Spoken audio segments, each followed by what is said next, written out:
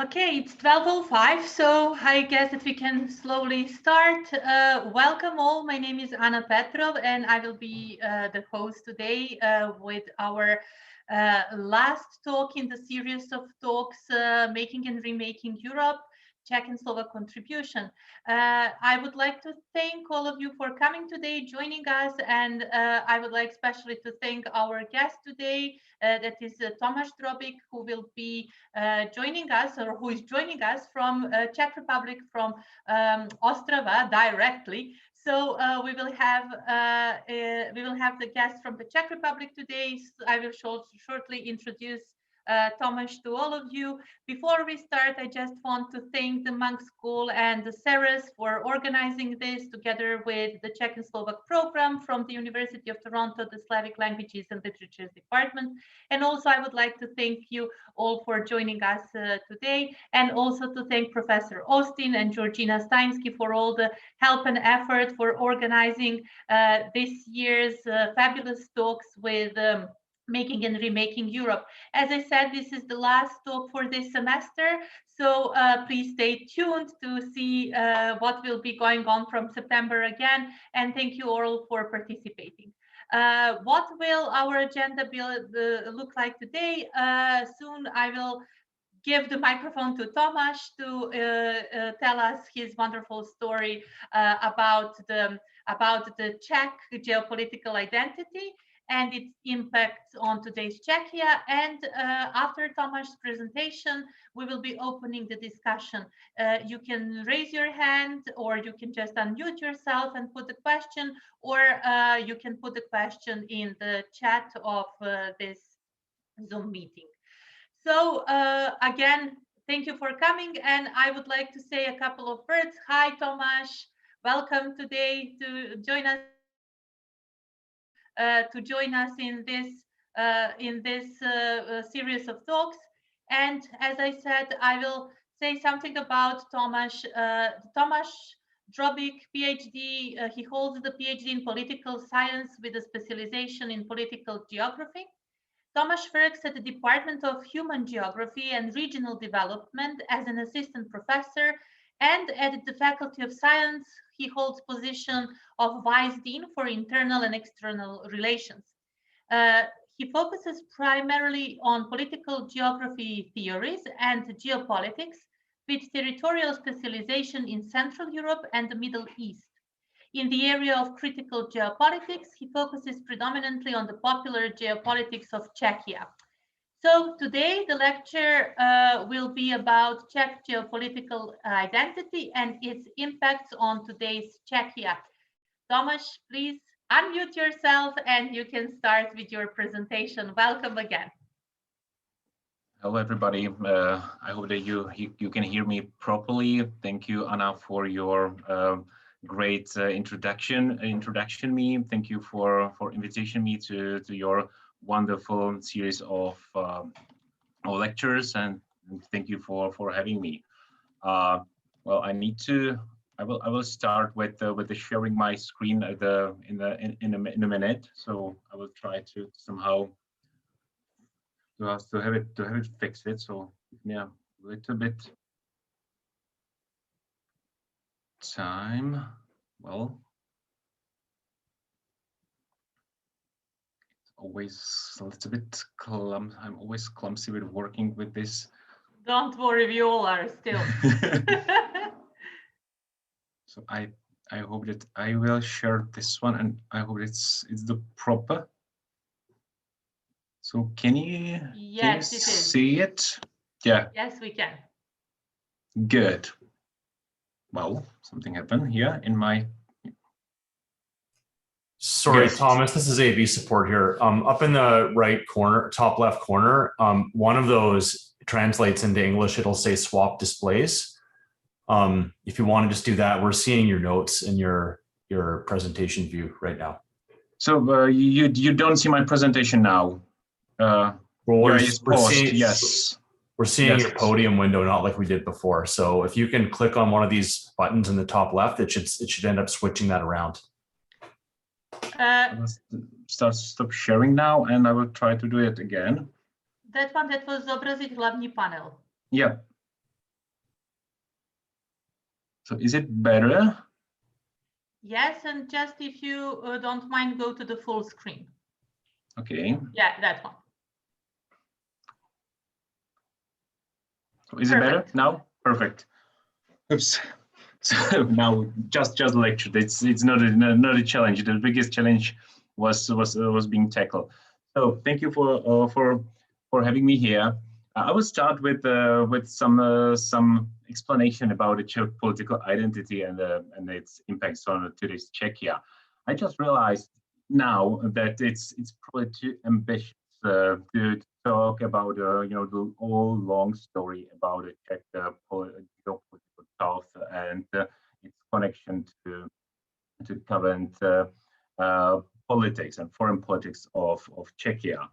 But what I would like to put a stress during the presentation is that the Czech geopolitical identity is, from my point of view, still being shaken by internal and by external powers. And I would like to start with my, personal memories from my childhood, which is somehow connected to the age of transformation after the fall of the Iron Curtain, when my parents and as many other people in Czechoslovakia from that time listened to the voice of America and Radio Liberty, and it was a radio station informing about the political situation in Czechoslovakia and Eastern Europe. It was quite, for me, it was quite frightening to listen to the news in Czech, broadcasted from abroad in a very shabby quality, but everybody was concentrated on it. It forced us to concentrate and to listen properly. And I just remember my parents' comments about the political situation of the Communist Party, the complaints on the USSR, and I just remember they believe in change. They talk about the sovereignty of Western orientation in our country, not the Eastern one. And I did not understand them a lot at the time, since as a schoolboy at the age of 9, I was known as a champion of the school competition of the name "What Do You Know About the USSR?" And this competition was pretty much about the knowledge about the Great October's Revolution, and especially Czech-Soviet friendship, and about the USSR as a beautiful country. And also this, listening the radio and the Voice of America also somehow complicated my compulsory membership in youth organization called Pioneer, where I had a promising prospective career in this organization, because I hold the title of banner holder. It was number 2 in the youth organization, and the organization had a mission to protect socialist regime of Czechoslovakia. But one day, my prospective and promising socialist career as a young protector of socialism vanished, and the somehow country entered a new area, the area of fascination with the West. So it was completely different now. At that time, my parents were so happy and so optimistic about the new trajectory of countries' foreign politics, and we were often talking about return to Western Europe with such a emotion, such a joyful emotions. And we also tried to estimate how many years would it take to reach the living standards of Western Europe.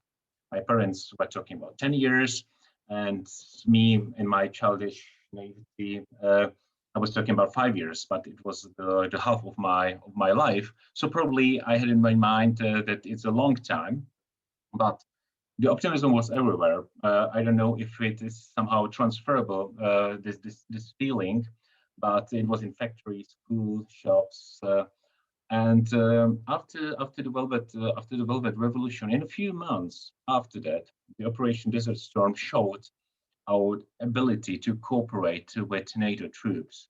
And although President Havel, originally called for for the abolition of NATO and Warsaw Pact together, a few years later, we advance as a country, as a Czechoslovakia still, we advanced in the Partnership for Peace program with NATO, and in 1996, we applied for the EU membership. So it was a glorious story, but during the time, something changed. And probably my parents changed. But I think that the whole atmosphere in the country changed. My parents started to rethink the course of the Czech Republic in foreign politics, and some doubts appeared. They started to invoke a kind of uniqueness and centrality of Czechia instead of Western localization, and hand in hand with the continuing difficulties in the accession procedure in the EU, they began to doubt the West as the kind of mythical place we wanted to become a part of. So, and recently, I can feel tacitly that although they do not want to be jumped by Sputnik 5, and they see the unhappy situation in Russia, they have been repeating that the West is decadent, weak, and at the course of collapse because of the values it is built on, multiculturalism, liberalism, and so on. And they are reiterating that the West is kind of different from us. Well, but I still feel to be a Western citizen, and it's in the senses of people, I have been declaring myself to be a European for decades, for example. Now, this story somehow illustrates the situation of many Czech people who have been, exposed to ever-changing policies in the country. I'll try to switch this. Look, yeah, this is the mental shifts, and I would say that this is a topic of many discussions in today's Czech society, political arenas, and social networks. The question is, where are we? I think it's very difficult to analyze the character of Czech mentality from a kind of short-term perspective. But if you use a medium and long-term perspective, we can see many trajectories. I need to admit that all states, the foreign policy of all states, undergoes more or less intensive turbulences. But in my opinion, and the opinion of other authors, the Czech, it is not common. It is not so common that the character of geopolitical orientation of the state like us, like ours, changes so often and thoroughly. So there are a series of questions. The question of Central Europe is trying to find an answer on the question why, and also we can somehow trace the question on like a Central European is specific. It is the answer lying in the Central Europe's specificity and instability. Well, it could be. We are the Central Europe is quite pretty known that it is unstable for its unstable character. However, and it is somehow being located between Russia and the Western powers. So probably this is the possible explanation. Or is it just that we are tired of the success of today? I think that it was a tremendous, from my point of view, I'm quite proud of it. It was a tremendous work the Czech Republic did during the transformation from the very strong socialist communist country to the quite open and liberal and country with a very well working economy. Absolutely dependent on Germany in economy, but I think that it's and we feel to be quite wealthy, and well-being is being somehow produced and here in the Czech Republic. Also, we can also see that there could be many challenges coming from out of the area of the Central Europe. It's in fact the world around us is changing. It's changing or has been changing all the time, and I think that especially after the world financial crisis, the history has started to run really faster, I would say. And this is probably the thing I like to talk most. Are there any internal modulators in political identity which have impact on a foreign policies of the Czechia or Czech Republic? I think that among the possible answers, I will also add some these three areas. I would say that if you look at the geography itself, we need to admit that the geography of the Czech Republic and the Central Europe really matters. I think that the position of Czechia and former Czechoslovakia as a landlocked country in a strategic position for regional superpowers matter. The superpowers Russia and Germany matter, and I think that in the past it was the Czech Republic and the Central Europe was considered to be a prize for the in mutual competitions among the superpowers, and also it is also embedded in classical geopolitical theories that these theories talk about countries like us, like a small countries are sentenced to strive for a ray of sunshine between the regional powers. And also the Central Europe, as a matter of fact, I would say it was on a focus of very strong or very quite famous foreign political doctrines of many classical geopoliticians, like John H. Mackinder, one of the prominent intellectual of geopolitics and political geography, projected Central Europe the famous buffer zone of its heartland theory, where the dispersed and kind of rimmed Central Europe played a role, at least for British Empire, of wall or some kind of cordon sanitaire between Germany and the USSR, and therefore it somehow secured a pivotal character of the location. For Britons, it was imperative to keep these states rimmed and not allow them to somehow unite, because it was a kind of buffer zone.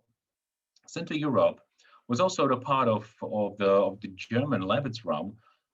It was a concept coming originally from Friedrich Ratzel, the political geographer from Germany, and here he was talking about the Central Europe as a space designed for German settlements, and as such it was planned to be occupied and planned in quite near future.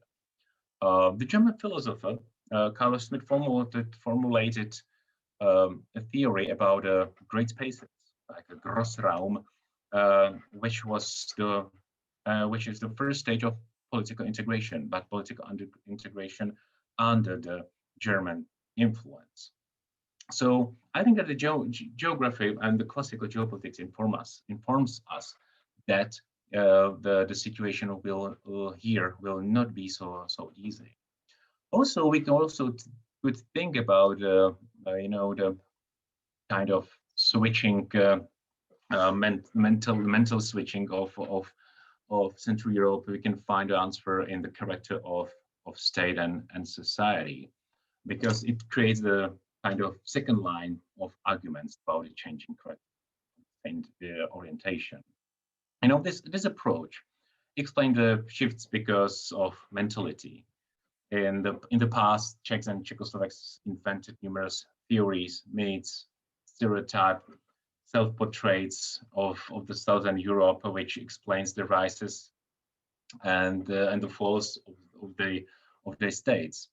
And they created a quite rich body of literature about positive aspects, which somehow enabled the creation of the state, and also which also were standing beyond the fall of the state.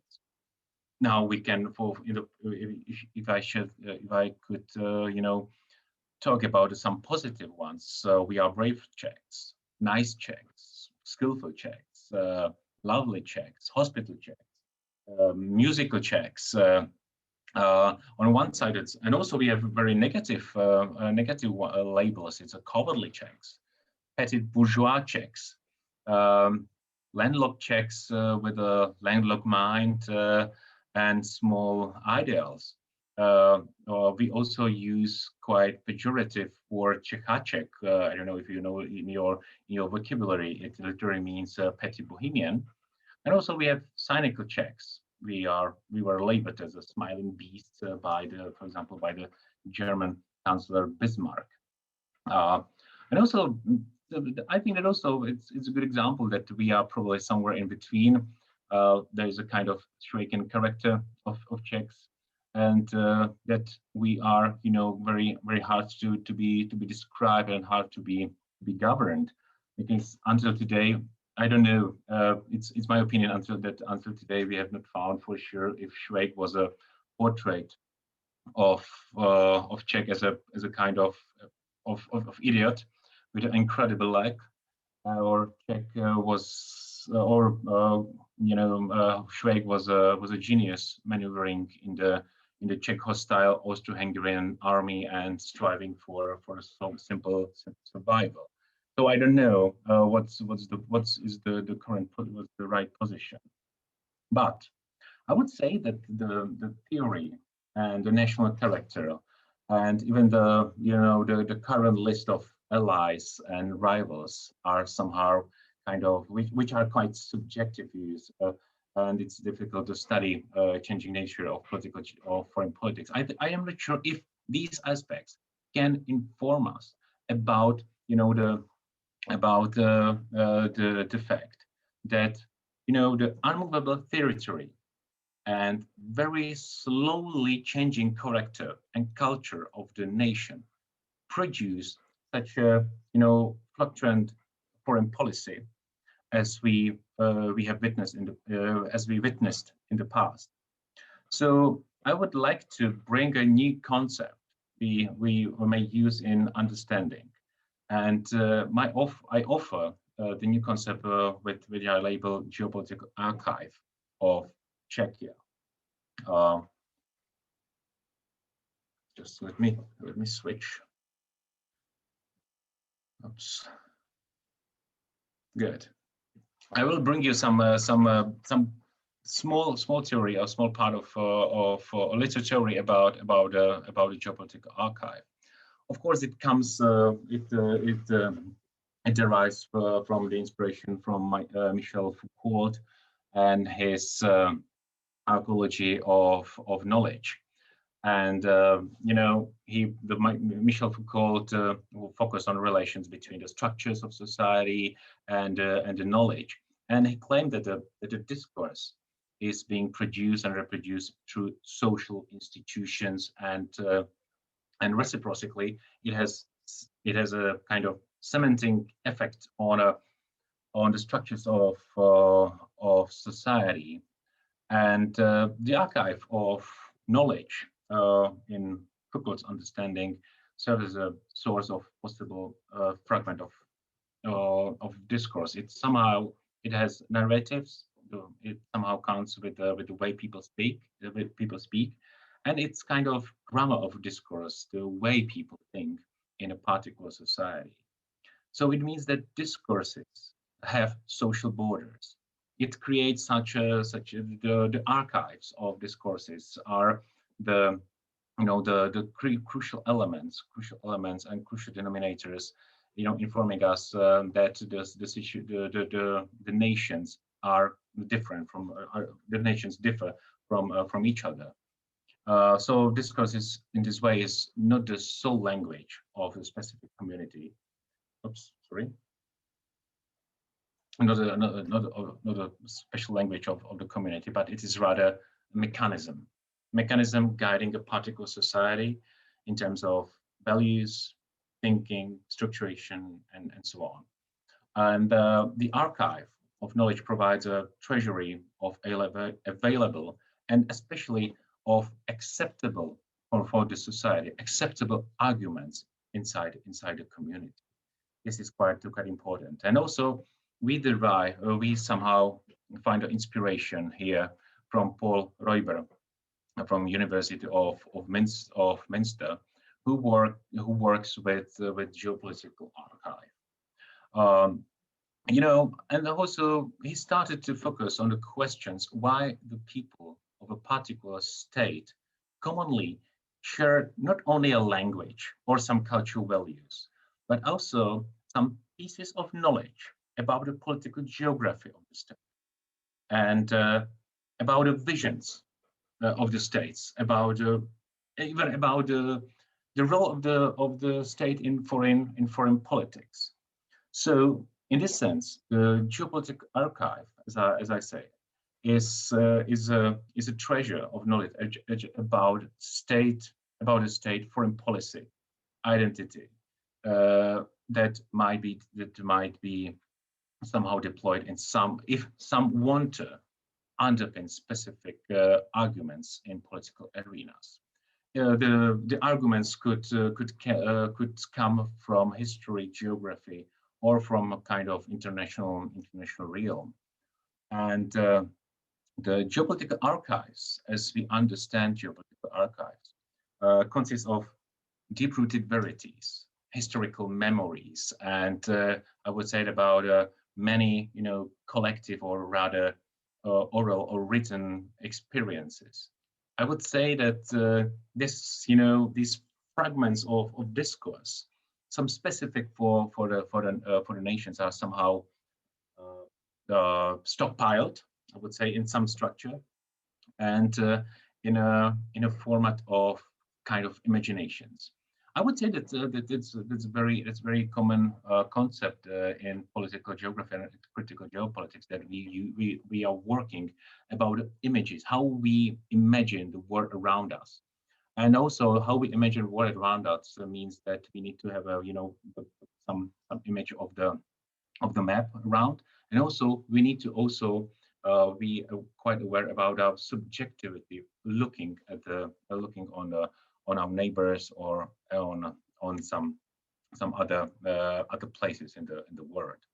And I would say that the analysis of the archive enables us to identify the key nodal points, which prove to be somehow more fixed, and also some they are prevalent discourses sedimented in Geopolitical Archive. And this is our research. In our research, we somehow identified, or rather specified, the new dominant elements of the archive of Czechia in the foreign politics and in geopolitical identity. We see that the Geopolitical Archive cannot itself be seen as something having I would say, causal impact on foreign politics, but we see the Geopolitical Archive as something which is ready to use by politicians anytime. It has a rather constitutive, regulatory, or enabling character than direct impact on foreign policy. I would say that the Geopolitical Archives have a rather indirect impact on foreign policy, and it's ready to be used. I would start my this the description of it, or description our tour through the Czech history, and briefly at the era of what I poetically label as an era of endangered small nation with a historical mission. We need to go back to the 19th century, to the area of modern society, when modern societies started to live new European societies were somehow molded with nationalism. It was a new era of communication in society, and new discourses of nationalism or political orientation emerged. And here to this century, to the 19th century, we may trace the beginning of Czech geopolitical thought. The leading personality in that time was undoubtedly František Palacký. We know him as an author of the pioneering book on Czech history, but his main contribution, from my point of view, it was not his historical work, but it was the introduction of Czechia to the new era of nationalism. Not the emotional one, not the nationalism coming from rural areas and from some areas of the ordinary life, but he brought some kind of high culture or high intellectual products. It was a Czech nationalism. He kind of a Czech nation based on really science, rationality, and history. He reinvented Czech as a political unit. He uplifted the Czechs into the club of traditional nations, mainly due to its Czech glorious past with the particular mission, and informed Czechs in German, of course, informed Czechs about a crucial fact: their smallness, numbers, territory, and importance, and of course danger surrounded Czechs. Palacký. When thinking about Palacký, Palacký himself contributed significantly to the development of national consciousness at the highest level, at the intellectual level. He based his historical analysis on the church reformer Jan Hus or John Huss. Today was celebrated as a national figure. Not at the time, of course, as a Protestant, he was not celebrated during the Habsburg Empire. Today is celebrated as a kind of national figure. And he also looked back to the history and identified, the very important current of Hasid movement in the 15th century, portraying it as a humanistic and democratic, even in the 15th century. And Hasid movement, was sometimes it was seen as a horde of barbaric soldiers, stealing everything what was possible. But the intellectually, the Hasid movement was absolutely important for Palacký, because it was different, and it also somehow constituted the Czech mind, as an opposition to Austrian one or to German one. Also, what is quite important as well to mention, that also Palacký gave the Czech nation even a different mission, a mission to defend Europe together with other certain Central European nations.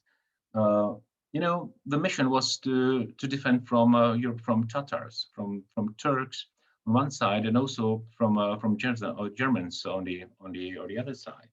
I think that also the protection from Ottoman Empire is well seen in also the Austrian historiography. That also the Austria were also somehow in a different position than other European countries. And in this regard, I would say that Palacký is kind of admitted that it has been very long defense of Europe that resulted in the cultural difference between Western and Eastern Europe. And because it simply did not have the same chance to develop in the same shape. So the Czech nation was somehow portrayed as being kind of different. I think that this current of thoughts will be often identified at Czech discourse, that it's kind of exceptionalism, it's kind of smallness of nations. It also we need to also that the Czech also has kind of leadership in this area. But what is quite negative one, I would say, from today's point of view, that also Palacký was a prominent author of Czech syndrome from big nations. Germans, Russians, and even other big nations. I don't know if Canada would be considered for big nations for Palacký, but I think that definitely the United States, as a big nation, is being portrayed as a Chinese and so on. So I think that the syndrome from nations were in that time, Germany and Russia were described as expansionist, and therefore smaller countries in Central Europe should cooperate in a federation like having the federation mode to protect themselves from big nations. Palacký is looking for a shelter for small countries in Europe in Habsburg monarchy. But I think that his effort will serve for inspiration for other politicians coming later. One of them was Thomas Garrick Masaryk. I think that the basic self-determination of Czechs as a small nation was elaborated by him. The first he was a leader of the opposition against Austria-Hungary, and then as a president of Czechoslovakia, and he observed Central Europe in a kind of Middle Europa. So it was he used Friedrich Naumann's concept, and he observed this Middle Europa as a geographical region between Russia and Germany, and consisting of small states aspiring for self-determination. And in his thoughts and his political career, he somehow, I would say, internationalized the problem of smallness of these states, kind of trapped in this region at the European level. I would quote him. I would try to quote Masaryk here, and this zone, it will be a little bit longer quotation, zone composed of East Prussia, Austria, Hungary, the Balkans, and the west of Russia is the real and proper center of national antagonism. The zone supplies the most urgent and clement cause for remodeling the political organization of Europe. In this zone, the smaller nations are continually striving and fighting for liberty and independence. In this zone, which has confronted the statesmen of Europe with the problem of small nations. So I think that's he published it in 1917, and as a very smart politician, he raised these arguments to somehow to attract the interest of the political audience of European countries or European leaders, and legitimize the existence of Czechoslovakia. But the small nation's imagination, which was somehow already sketched out by Palacký, worked twofold. On the one hand, it served as a legitimization of forming a new nation state, Czechoslovakia. The bigger one, than just a sole Czech one. But on the other hand, the concept of Central Europe was meant to somehow engender, unique cultural values, and to play an important role in Europe. It worked with the premise of cooperation between small states, and he also deployed Palacký's ideas on the peacefulness of Czechs and other Central European nations. I think it was very very important that the peacefulness were being articulated, and it goes also to the arguments of pan-Slavism. I will talk about it a little bit later. But I think that he was the one who put at the beginning. He did not put the Czechs into contradiction to the Germans, but also inform that this is important to put a to focus on the Central Europe. Also, I would continue with Edvard Beneš, the second president of Czechoslovakia. He emphasized a long-lasting conflict. It was a different approach. It was a long-lasting conflict between the Czechoslovakia, living in peaceful and in tranquility with its neighbors. It was not really much true, but also he emphasized the smallness of nations of Europe, and he put it into contrast to German expansionism. It's very popularly quoted that always we have had one enemy, the German, and he has hated us because we have loved freedom. And it was also written at the beginning of the First Republic, and this strong anti-German sentiment has to be put in perspective to Beneš's effort to support Czechoslovakia independence. But there also the rising regime, Nazi regime, and its incorporated pan-German, expansionist invoked the geopolitical discourse of Western threat again in the 1930s. Contrary to Palacký, who was seeking shelter in the Habsburg Empire, Beneš had an option for Beneš. It was an option to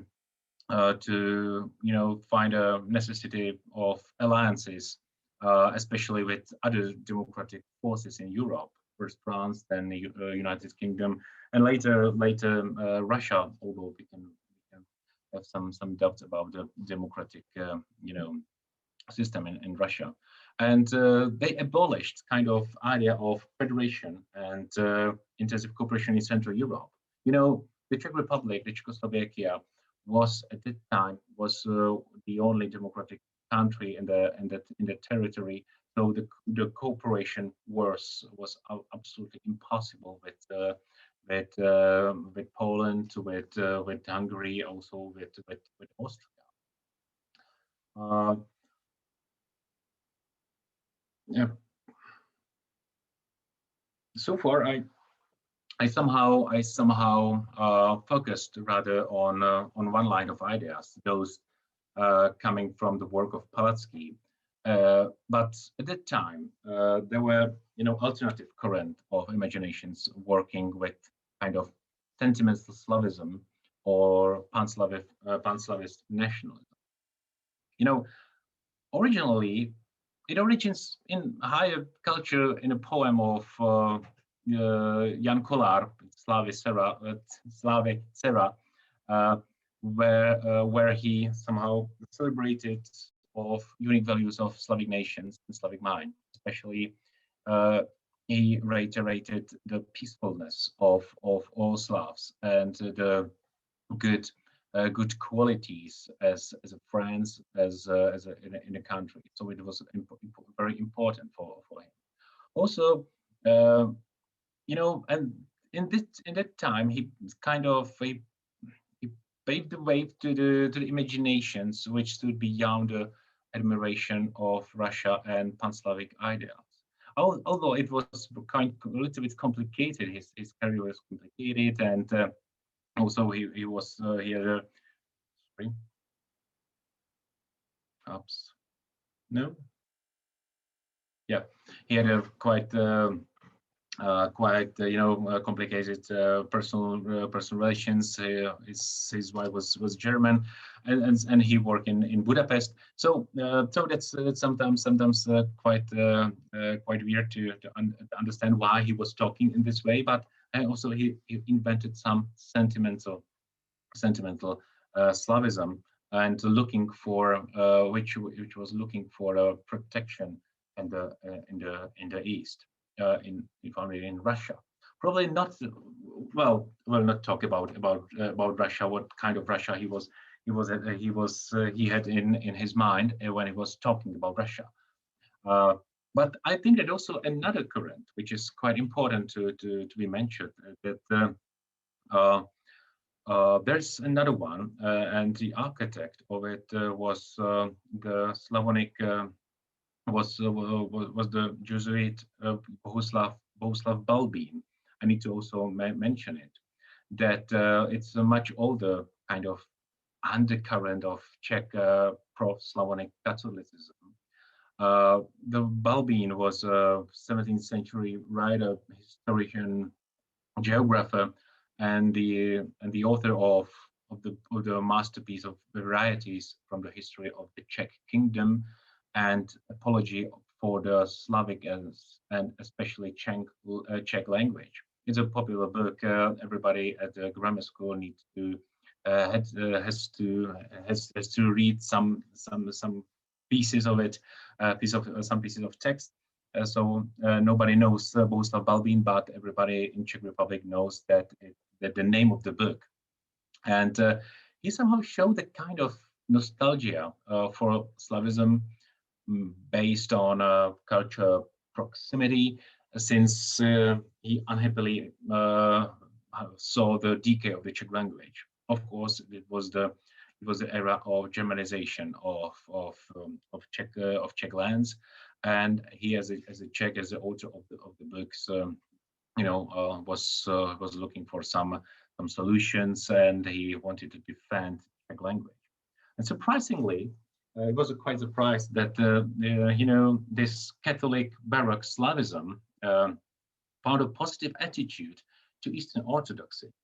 But the Orthodoxy was kind of approached as something that is somehow compatible with Catholicism due to common cultural heroes, Cyrus and Methodius, the man who brought Christianity to Great Moravia, and they somehow created uniqueness of Czech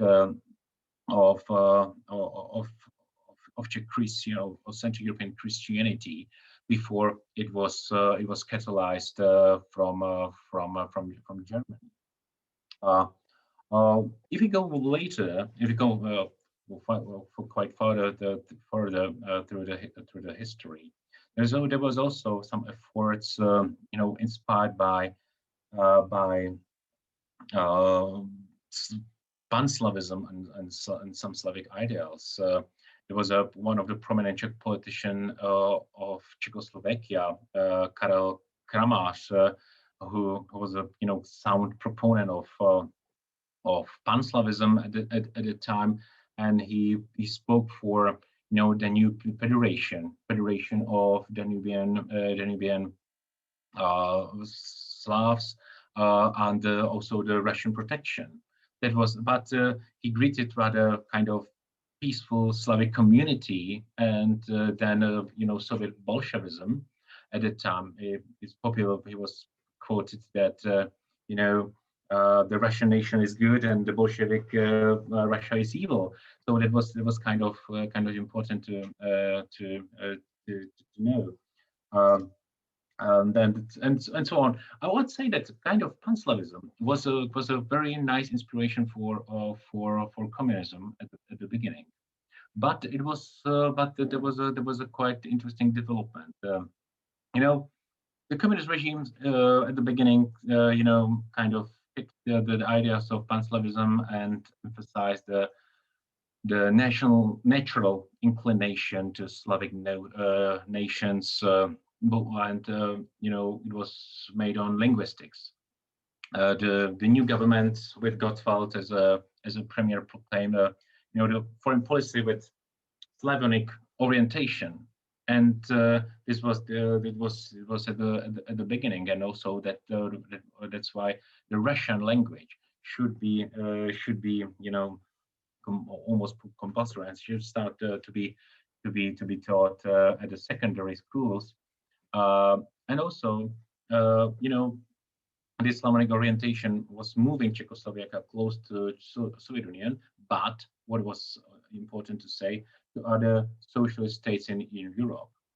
The Slavic language was admired not just as a connector among the Slavic nations, but also it was a kind of celebrated as a language of a working class and counterpart to Western dominance. It served as an important denominator. And also, it's necessary to say that no single Slavic nation was in the Western Bloc, so it played a very important role.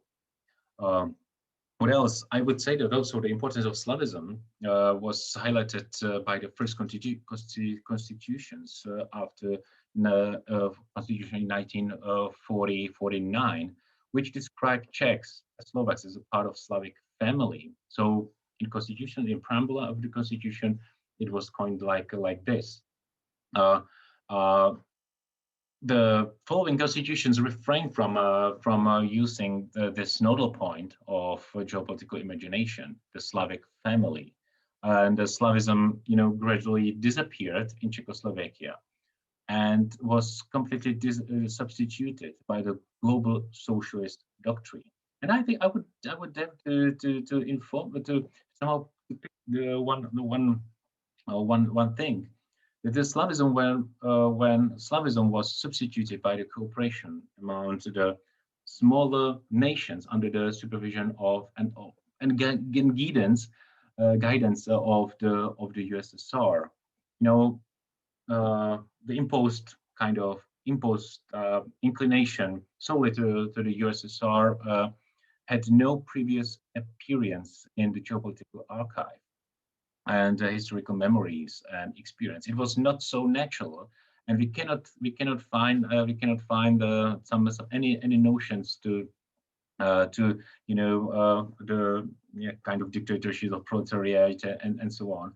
And the result was that the imposed imaginations of the USSR as a leader, defender, and source of natural inspiration was not commonly shared in the society, and it was quite important. It was quite important for the opposition, kind of opposition, because as I said, the solidity of these imposed imaginations was absolutely questionable in the country, and easy to be shaken by dissident groups. Although dissidents were not living in the freedom society, they were able, even though they were able to spread their views in informal ways, in samizdat publications, and also what was quite important, they were able to to spread information, their ideas through the word of mouth. So it means that, for example, it was very popular among Czechoslovakian society. It was those jokes. Jokes played an incredible role in Central Europe, and very often these jokes are making fun of Russia, of USSR, and so on. I think that probably that in Russia the dwarves are the biggest one, and the Russian watch is the fastest one, and so on. So this was a kind of effort to somehow to make fun of the Russians. But I would say that the opposition and the dissidents successfully introduced, the simple series of nodal arguments in the Czechoslovak society from the past, and they were successful. Especially, they were successful after the Soviet invasion. They simply reiterated, or they mentioned all the nodal points from the archive of the smallness and cooperative nature of Czechoslovakia, and once again they reiterated the forgotten importance of Central Europe. It was very, very, very important to mention, and the leading intellectuals of the time, I picked Václav Havel and Milan Kundera, articulated, the alternative discourses on Czechoslovak state, its foreign policy, and the role of Central Europe. According to Carta 77 or Chart 77, and that is the people who were the members of it, the nation was, imagined as suppressed by its own leaders and Soviet dominance. And they created kind of noble program for the Central Europe. They, openly addressed the world leaders for simultaneously, dismantling NATO and the Warsaw Pact. They asked for uninstalling nuclear weapons from Europe, as well as they wanted the USSR and the US to withdraw troops from Europe. That was kind of utopia, but they were talking about the Central Europe. In military doctrine, Central Europe was sentenced to be wiped out during the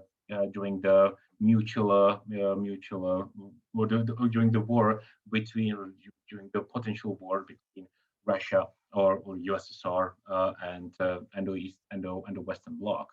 So it was effort to escape from a potential battlefield. I think that also what was quite important, that they somehow articulated a new, but not completely old or completely new idea or concept, that the Central Europe should be a kind of bridge between the West and the East, and it should be somehow based on the defending universality and human rights. I would say also, as a new example, is another example is Milan Kundera. I'm just quite a little bit scared that we are almost out of the time, but Milan Kundera, in his tragedy of Central Europe, he somehow released, also represented the kind of sedimented nodal points of the Geopolitical Archive. He said that he somehow moved the eastern border of the West, that the Central Europe is the eastern border of the West. So he moved, especially in culture and values, in shared values, he moved the border, that the Czechoslovakia and other neighboring states are the part of Western Europe. So that was a little bit different. And also he said that the pan-Slavism under Russian dominance is just an illusion, and it's rather a threat. As well, I would say that also he somehow importantly informing us that there is a weakness of the state in the Central Europe, and that's very common. His reiteration is that this is a crucial problem. The rimmed reality, the rim character of the state of these states in Central Europe, because he said that the Central European countries are defined as as you know, as whose very existence may be put in question at any moment. A small nation can disappear, and it knows it. So that's the destiny of the small state, and that's why we need to find more compact, more solid block of Central Europe. And also, I think that's what I found very interesting, that he somehow called Central Europe to have a new mission in this area, just to inform Western and Eastern parts about the decay of European values and culture. I think the Central Europe should be seen as a kind of laboratory, and you need to see, you could see the decay and something like this, and to study the West and the East through the Central Europe. I know that both conceptions were very ambitious, but the one was quite successful. The Havel's conception was quite successful, and and it was kind of poetically labeled as a European community and returning home. That's, we are coming to the end, and we are at the end of the story. The beginning of the 90s were really labeled as a returning home to Central Europe. And it was at a really beginning that Havel went after that. Havel went even farther to the west. But at the very beginning, he proposed, a renewed focus on morality and politics by historic, but also he somehow redefined the role of Czechoslovakia. So another quotation from Havel: "We are a small country, yet at one time we were the spiritual crossroads of Europe. Is there a reason why we could not again become one?" That's I think there's also kind of similar to the bridge between the West and the East, but the crossroads is a nice metaphor. And it I just realized that the culture center established in Prague by Václav Havel bears the name Prague Crossroads, and it's intended to provide a facility for debates, for discussions between or among the states, among the cultures, among the nations, and so on. So I think that it goes back to the Havel's ambitions to create something unique in Central Europe. I think that the country was once again presented as small and but also central. It's a part of Europe with kind of unique characteristics. Havel argues later in the article for Foreign Affairs that I think that I don't need to quote it. It's quite a long quotation that we will that the countries of Central Europe belong to the classic European West, and any separation of them from that West would be suicidal for the whole of Europe. So that's very important, because he went further. He went further in his doubts that we are not the simplicity of Central Europe is the situation in Central Europe is not imaginable without very strong ties to the West. He tried to escape from the reality again. And also that's a wonderful time. I just idea that I was in the teens. I was in the age of teens, and I started thinking about it. The Czech Republic and our orientation. And I mastered another competition. There was a competition. What do you know about Europe? And of course, there were no questions on East Europe, of course. And but also I inform you that there was an era of Westernism in TV, literature, education, of course, in politics, and so on. And the spirit of integration proposed by Havel with the integration with Western Europe was so tacit everywhere, and some alternative voices were totally silenced.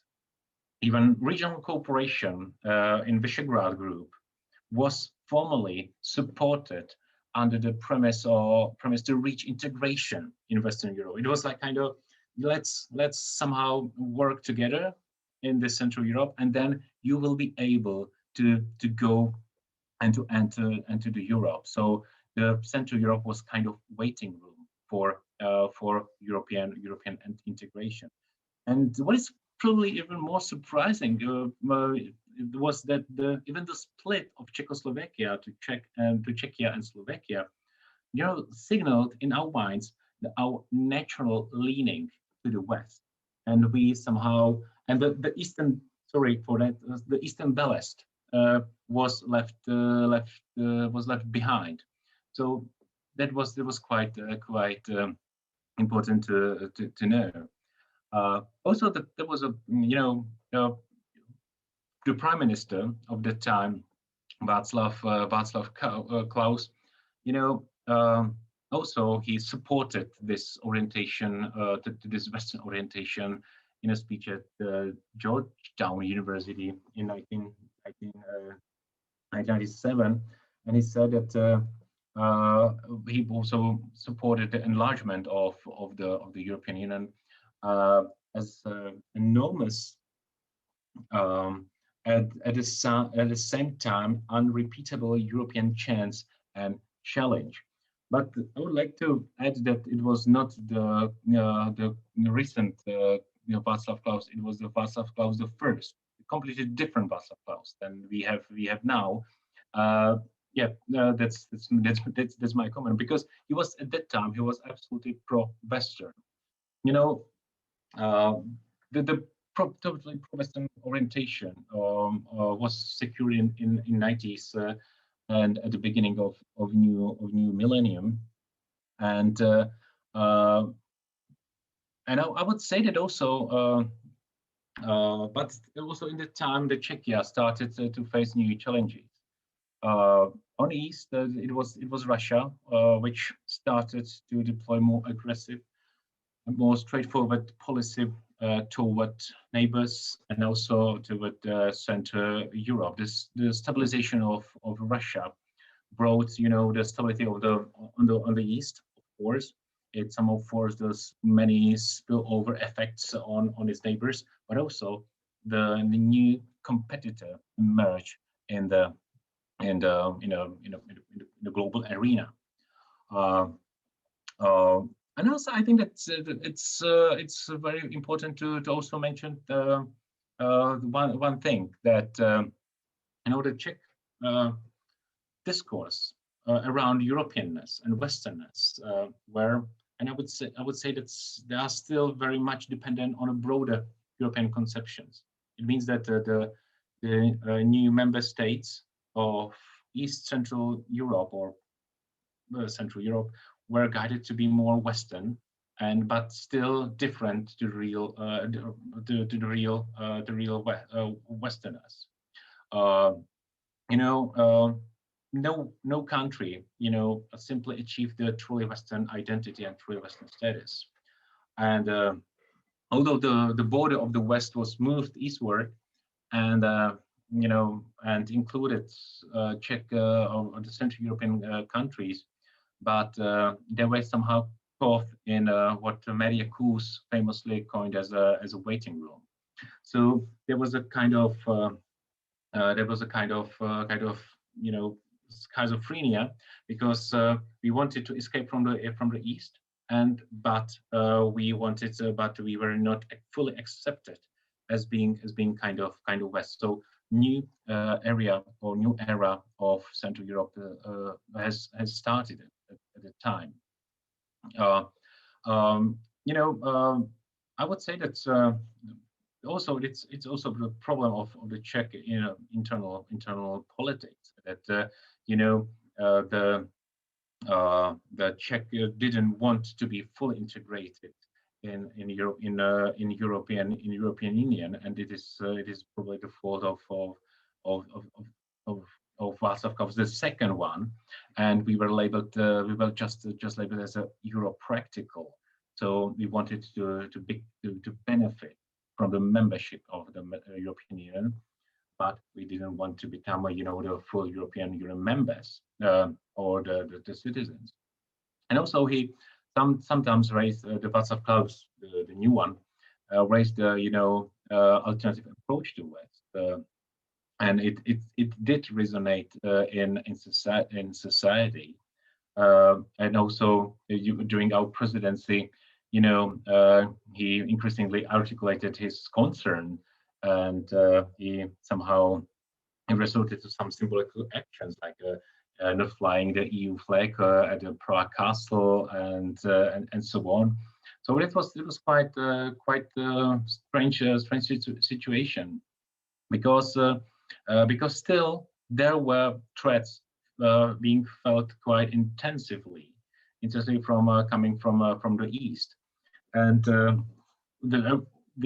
although this Euroscepticism has been rising in Czech society for more than 10 years, the East is still continuing to be a dominating, I would say, dominating and different other, and it somehow moves us to the West, or push us to the West.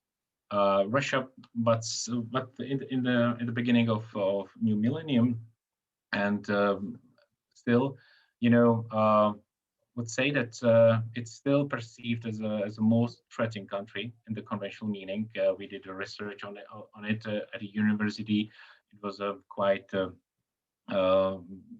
We had many respondents, and Russia was in 2015 identified as a crucial competitor to Czech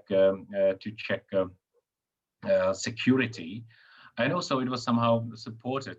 Our results somehow were supported by the also former Prime Minister Mirek Topolánek, who indicated this danger in his speech at the European Parliament. He's saying that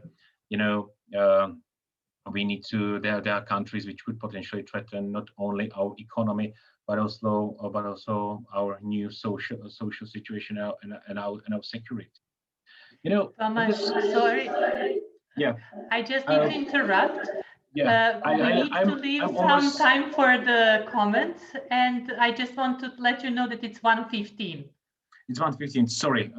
Yeah. I will. No worries. Just if you can conclude. Yes. Thank you. Yeah. I would just to inform you that there is a kind of another such a new schizophrenic situation that here we have a populist government, and there is but this government is very, I would say, very potential, very effective in foreign policy and with working with Czech geopolitical identity. Although on one side, Babiš is talking that we have no alternative to EU membership. I think that is a quotation. But he thinks that we should say critically what needs to be changed. Also, we have a president, Miloš Zeman, and also in his Christmas speech in 2018, quickly turns to the EU as to the achievement to the war, and was talking that we, the Visegrad group, we managed the almost impossible. We somehow successfully stopped the hordes of migrants and so on. So I would say that I'm going to conclude that the Central Europe,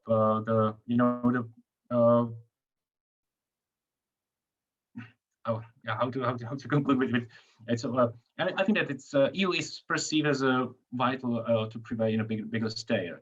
The other small neighboring countries are, somehow sentenced to compensate the imagined smallness in the community with intensive cooperation. I would say that this is a prevalent discourse in our country, that we are too small. Again, there's a European Union which is somehow too big and it could be quite dangerous to our state of life.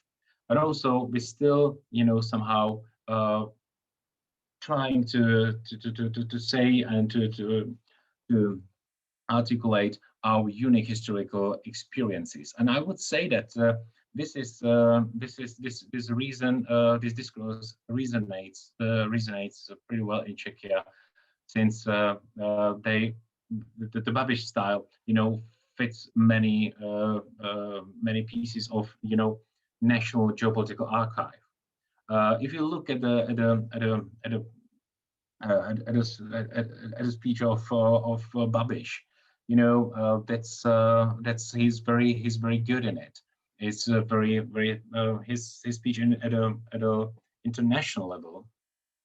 He's balancing very well East and the West. He reinvokes the exceptionalism on one side and the smallness on the other side.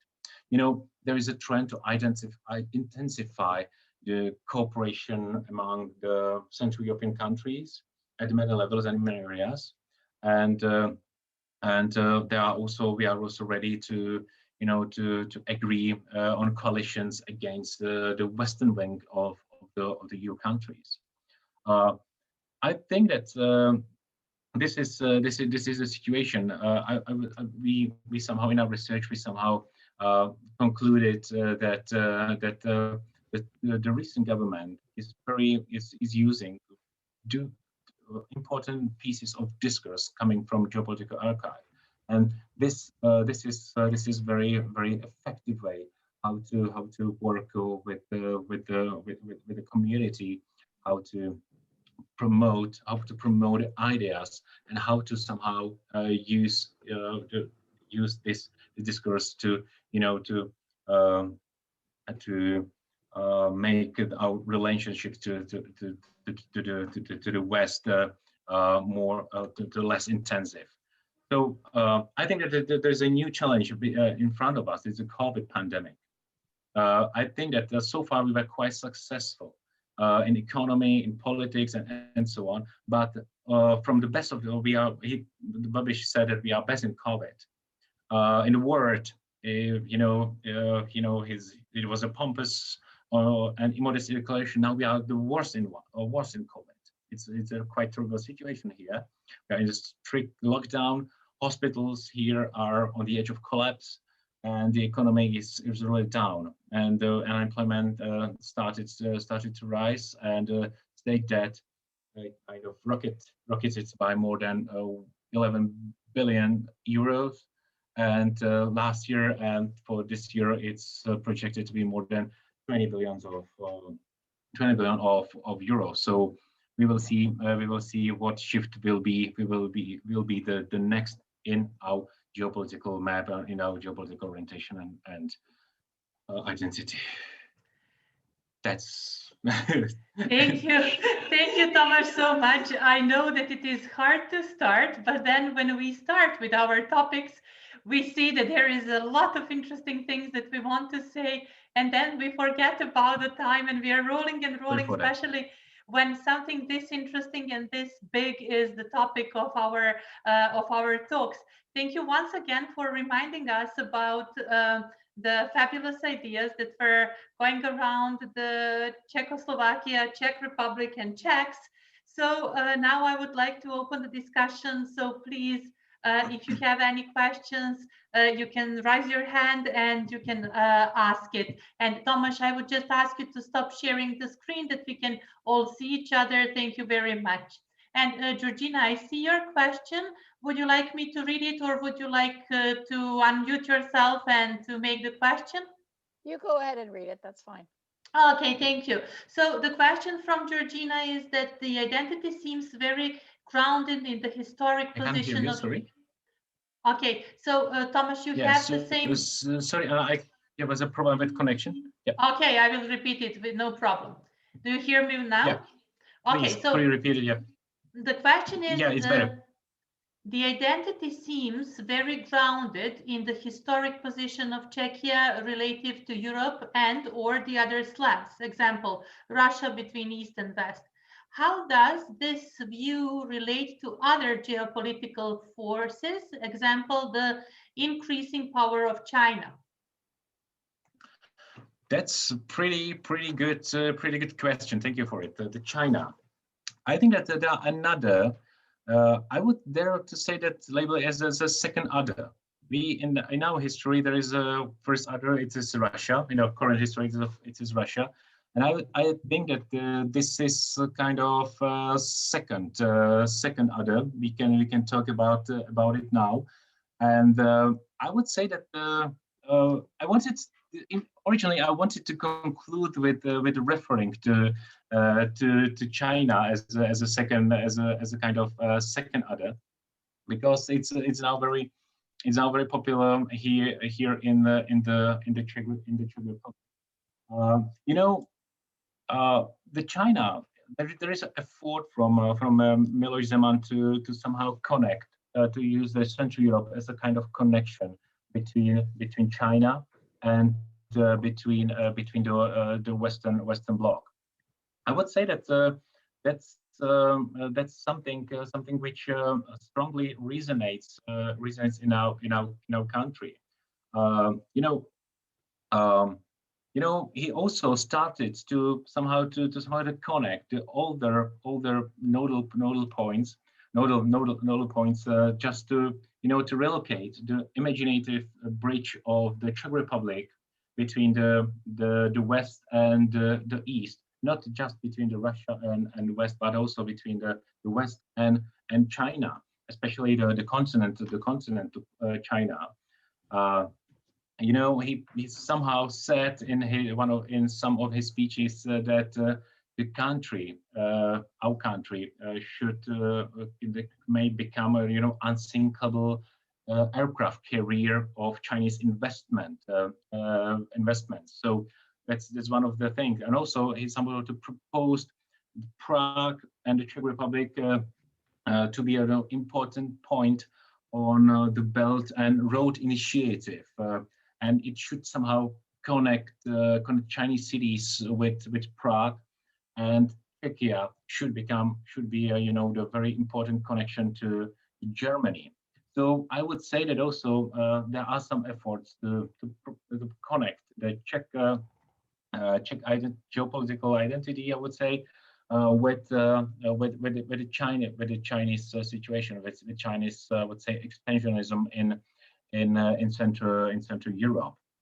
But I would say that the Zeman in the case of China is facing, I would say, it's very mild acceptance of his ideas. I think it's much stronger. It's much stronger when talking about Russia, about Russia foreign politics. But I think that his thoughts on China and its influence here in the Central Europe do not resonate here very much in Czech society. I think that this is something we are not used to think about, and I think that the Czech Republic will not. I hope we will not become the somehow good students of Chinese ideology. Although Zeman also said that I think it was 2014 during his first visit in China, that we went there to learn how to stabilize society, and there was a terrible thing we heard, and in society and community he was highly criticized from all sides, from all parts of society. So I think that for example China will not be very successful. He will not be very successful. Okay, thank you for the answer. We have another question from Jennifer Leclerc. I was wondering what role memorialization of the past in Czechia play in contemporary geopolitical archives. I hope that I understand your question properly. You mean that the memorization? What do you mean memorization in the past? So Jennifer, if you don't mind, you can unmute, or I will just read again the question. I was wondering what role memorization of the past in Czechia play in contemporary geopolitical archives. The use of architecture or forms of memorials. Yes, thank you. Yeah, now I got it. Well, that's a good question. Unfortunately, I'm not sure if I can answer it. We at our research, we somehow, do research on rather politicians and the official documents, and so we were specializing on discourse of geopolitics. But I think that yeah.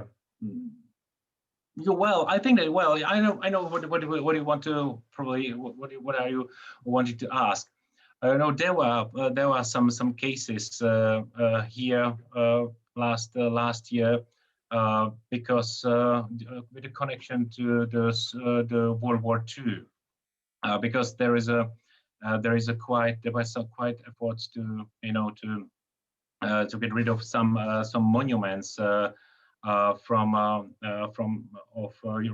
commemorating the Russian army, because especially there was a General Konev, the leader of the army of the Red Army in Czechoslovakia, and it played a very considerable, very important role.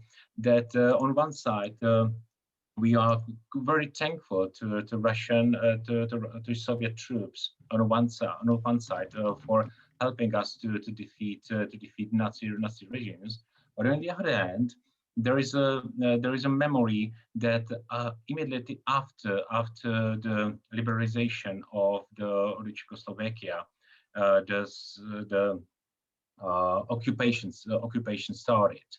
So we are somewhere in the middle. And as I said, the prominence of Russia, of the USSR in our research and in our work is not seen as a kind of as having the biggest importance. We are pretty much aware that there was a Slavism or Pan-Slavism which played a quite important role, but not the admiration of the USSR.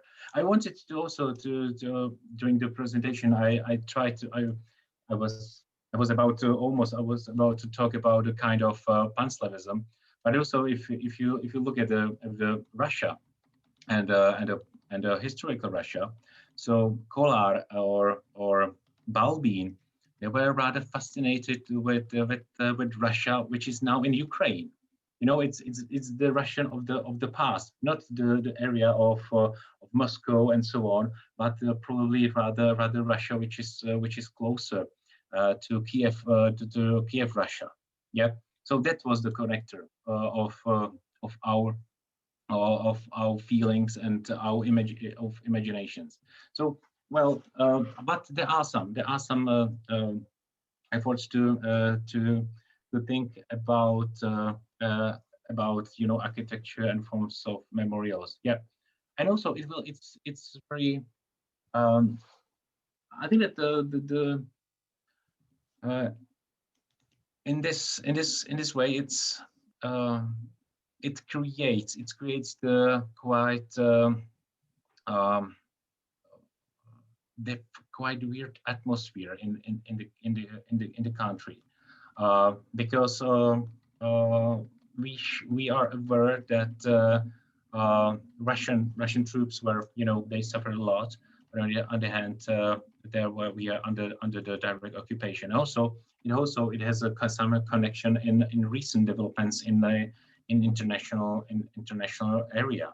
It means that, for example, after the sanctions were imposed on Russia reacted somehow, and after you know the destroying the Konev, the effort to get rid of the statue of Konev, Russia warned us on the Czech Republic that we are not legitimate to do that, because there is a treaty of friendship between Czechoslovakia or Czech Republic and the Russian Federation, and we have a duty to protect the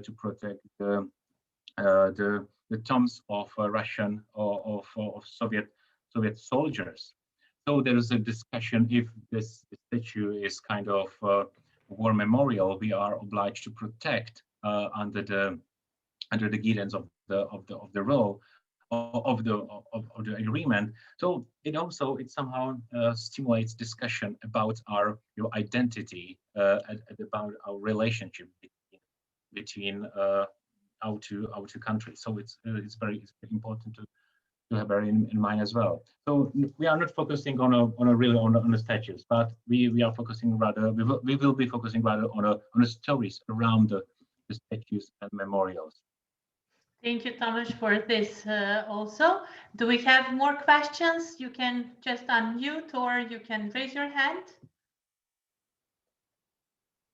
Okay, if we don't have any more questions, I would just like to ask one question that was really interested me while you were presenting all this. You are teaching and you have the contact with the students that are, let's say, born at the as a millennials. So how they see themselves as the European, as the proud Czechs, as the Slavs? Do they have any kind of the feeling of the nationality, of the pan-Slavism, of the pan-Europeism, or do you have the feeling how the new generations are feeling about the geopolitics and their attitude? Well, thank you very much.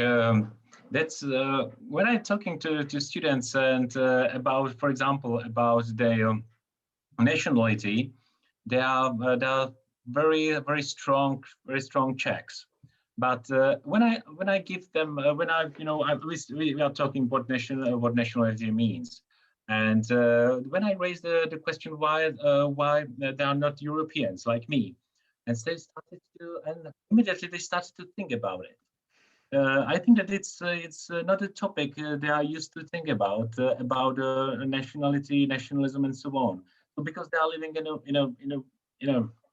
a world, and especially in Central Europe, where nationalism is still relatively weak at that time at this time. So that's good good message that they are not forced to think where's their place.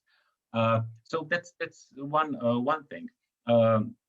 We have a quite intensive cooperation with the Western universities and also with some Eastern universities, and I can see that they're very reluctant of students to go to Russia, to go to Eastern Europe, because they want to feel the space of the West. They want to enjoy the Western community, Western culture, and so on. So I think that they seem themselves to be, the young Europeans.